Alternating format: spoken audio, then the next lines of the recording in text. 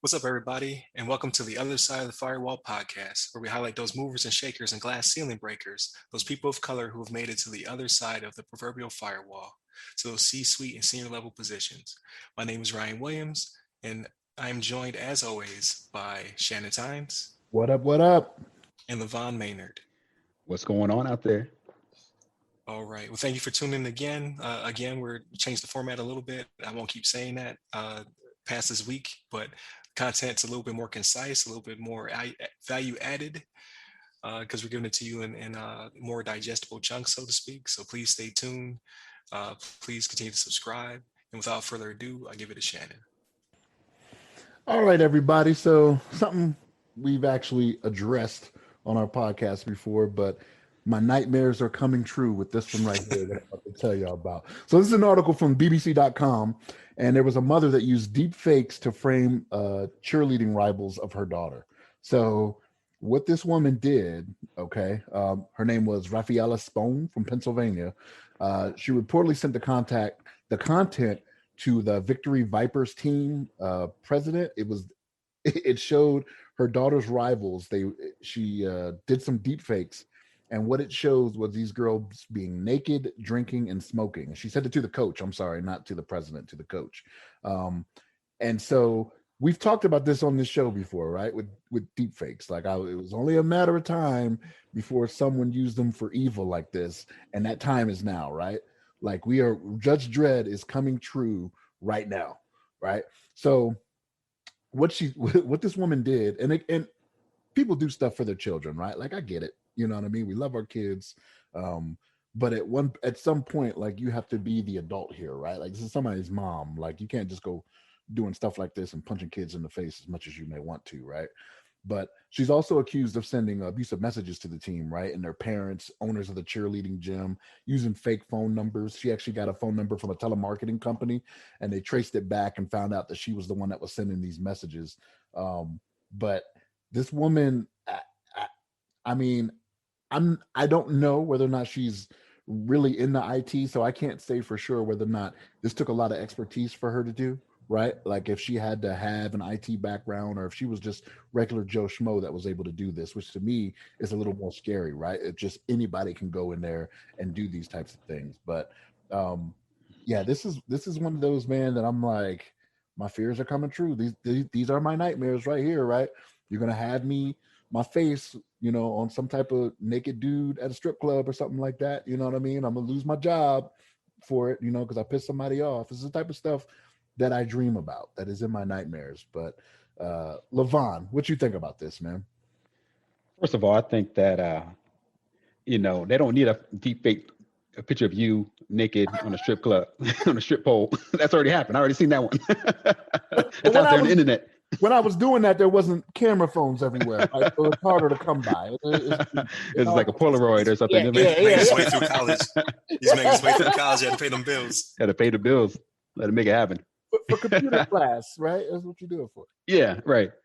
So yeah, that's definitely like it's like you said, it's a fear that can, as technology gets too real, where all of a sudden, they can impose your face on anything that they want and make it seem like, maybe you robbed a bank or you did something, heinous out there, or if you're like you said, so some indecent pictures somewhere, make it look like you had another life where you were running the streets, drug dealer, on drugs, and or if you were naked in the clubs, like you were saying.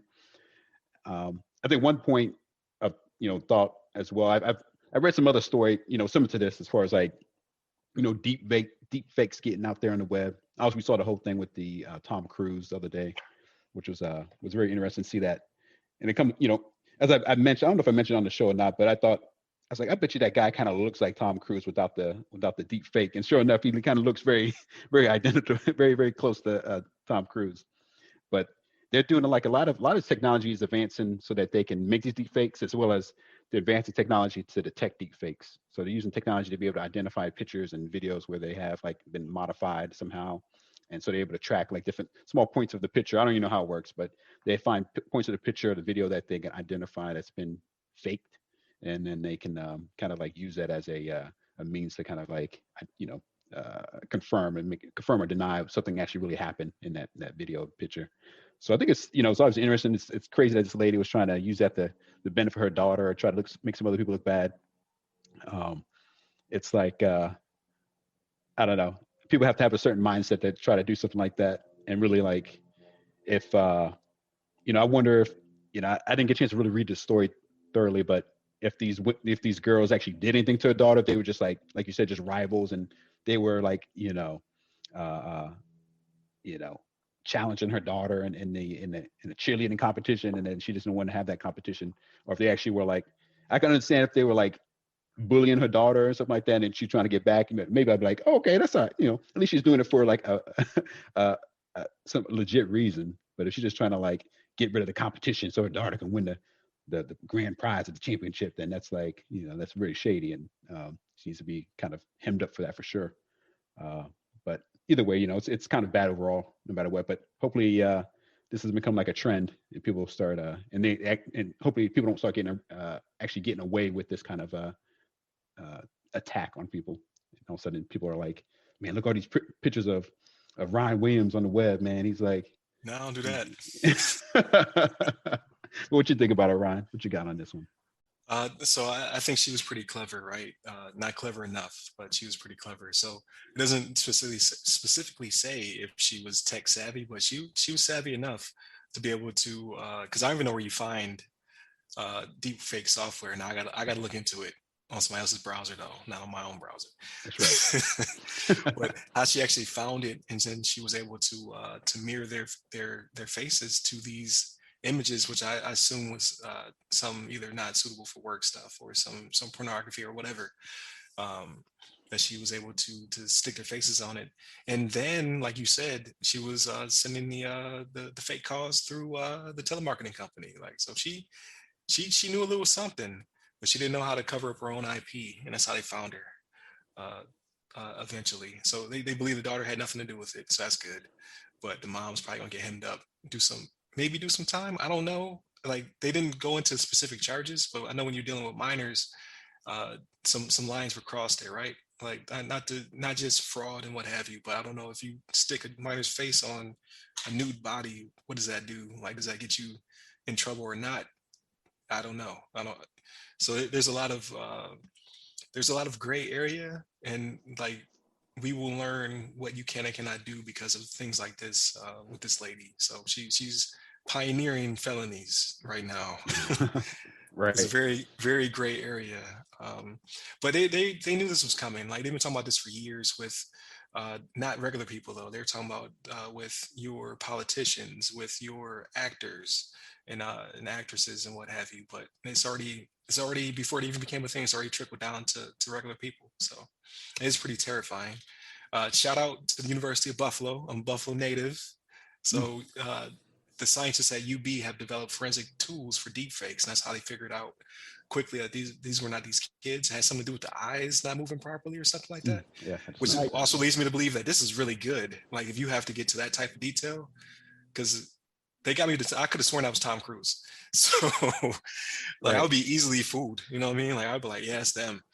So that's good that somebody's already developed some tools. So we're not just Home and the Wing and the Bills and Rick James, Stevie J, Brian McKnight. The list goes on and on.